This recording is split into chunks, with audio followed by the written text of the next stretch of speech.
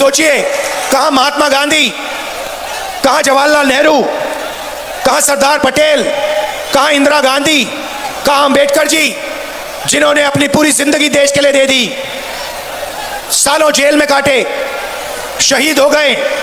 और कहां ये नरेंद्र मोदी जो अमेरिका के राष्ट्रपति को यस सर कहता है, उसके सामने झुकता है। ये मुझसे डरता है, रात को ये सो नहीं पाता है, क्योंकि जानता है एक ना एक दिन देश को बेच दिया। अपने आप को ये देशभक्त कहता है, इसने देश को बेच दिया है, इसीलिए ये मेरे सामने पार्लियामेंट हाउस में खड़ा नहीं हो सकता। ये भाग गया।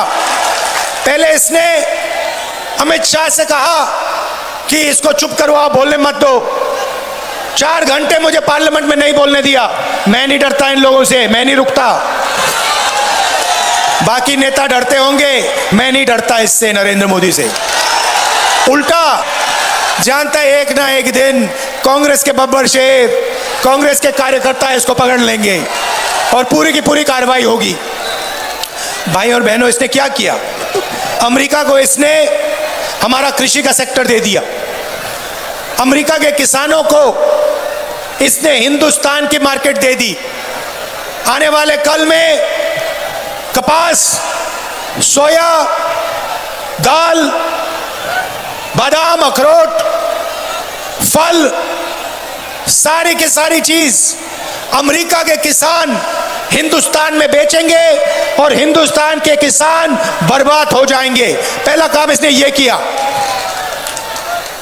क्या यह देशभक्ति है? नहीं, यह देशद्रोही है।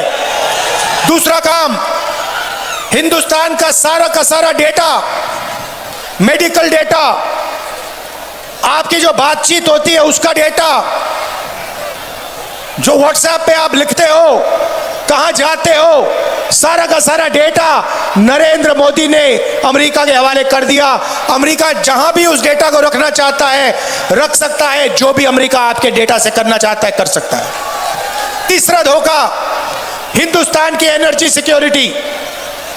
नरेंद्र मोदी ने डोनाल्ड ट्रंप से कहा कि हम उसी से तेल खरीदेंगे जिसको आप कहोगे। अगर आप कहोगे कि हिंदुस्तान सऊदी अरेबिया से, ईरान से, रूस से तेल ना खरीदे तो हम नहीं खरीदेंगे। भाइयों और बहनों, तीसरा काम, इसने हिंदुस्तान की एनर्जी सिक्योरिटी छीन दी और अमेरिका को बेच दी। आप देखना, अब युद्ध हुआ है ईरान में, अब आप देखना क्या भयंकर आंधी तूफान आने वाला है, क्योंकि नरेंद्र मोदी ने अमेरिका को अपनी एनर्जी सिक्योरिटी दे दी। अब देखना पेट्रोल के दाम, गैस के दाम, केरोसिन के दाम, डीजल के दाम कहां जाते हैं। जब ये दाम बढ़ेंगे, याद रखना कि धोखा नरेंद्र मोदी ने किया है।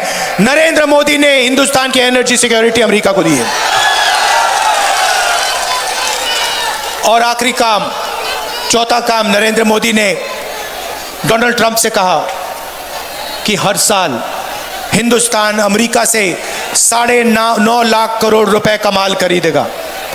भाइयों और बहनों, बात समझिए, अगर हम 9.5 लाख रुपए अमेरिका से माल खरीदेंगे तो हिंदुस्तान की फैक्ट्रियों का क्या होगा? हिंदुस्तान और बंगाल की छोटी फैक्ट्रियां, मिडिल साइज फैक्ट्रियां सारी की सारी बंद हो जाएंगी।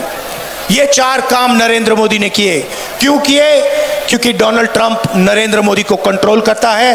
डोनाल्ड ट्रंप ने नरेंद्र मोदी को पूरा अपने हाथों में ले रखा है, कंट्रोल कर रखा है। वो स्वयं कहता है, डोनाल्ड ट्रंप कहता है कि जब मैं नरेंद्र मोदी को फोन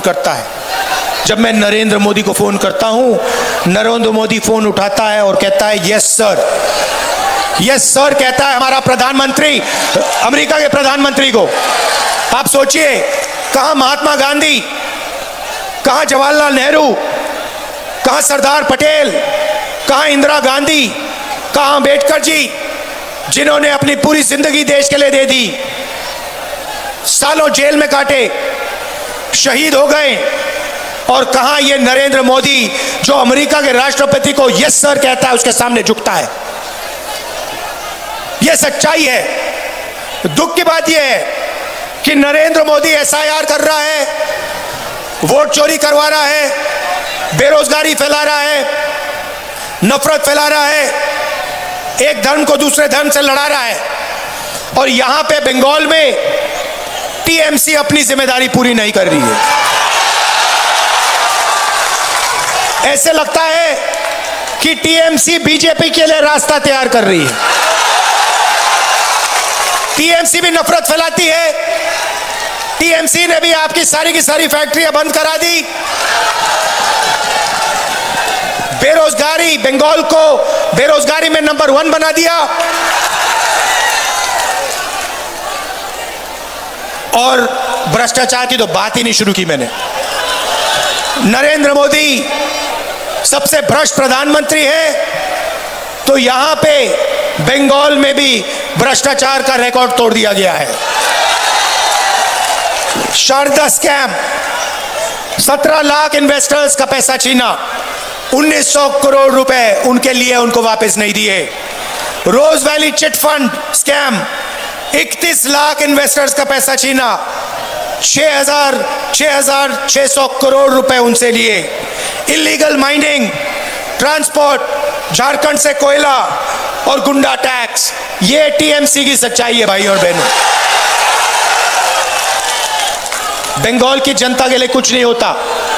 अगर आप टीएमसी के किसी गुंडे को जानते हो, किसी नेता को जानते हो, तो आप काम करा सकते हो, मगर अगर आप टीएमसी के गुंडों को नहीं जानते, टीएमसी पार्टी के नहीं हो, उनके नेताओं को नहीं जानते, तो बंगाल में आपका कोई काम नहीं हो सकता। और पूरा का पूरा बंगाल सिर्फ पार्टी को चलाने के लिए, बंगाल की जनता के लिए कुछ नहीं किया जाता। आपके लिए बेरोजगारी, भ्रष्टाचार, नफरत, और उनके लिए बंगाल का धन।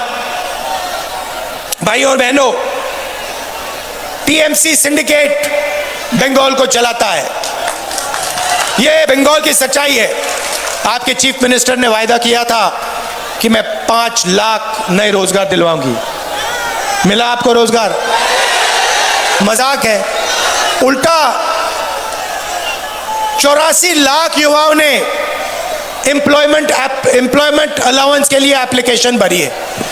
एक तरफ ममता जी कह रही हैं कि मैं बेरोजगारी मिटाऊंगी, 5 लाख युवाओं को रोजगार दूंगी, वो 2021 में कहा था।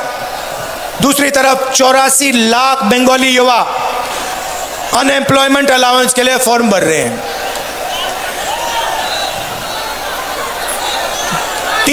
टीचिंग जॉब्स बेचे जाते हैं। एसएससी में